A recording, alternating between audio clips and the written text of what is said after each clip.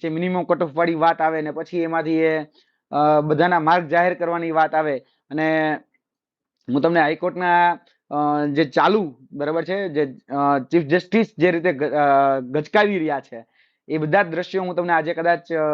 જ્ઞાન સારથીના માધ્યમથી થોડી જ વારમાં દેખાડવાનો પણ છું કે એક વખત એ દ્રશ્યો જુઓ અને માર્ક જાહેર કરવા જ પડે.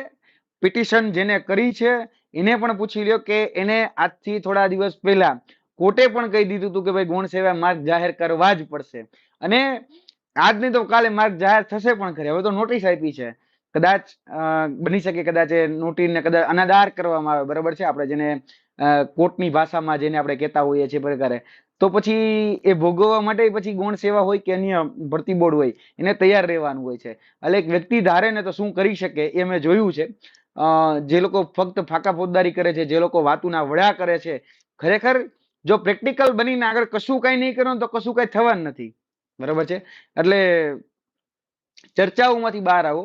એક્શન લો તો જ સામે રિએક્શન મળશે, બાકી કશું જ નહીં મળે. પછી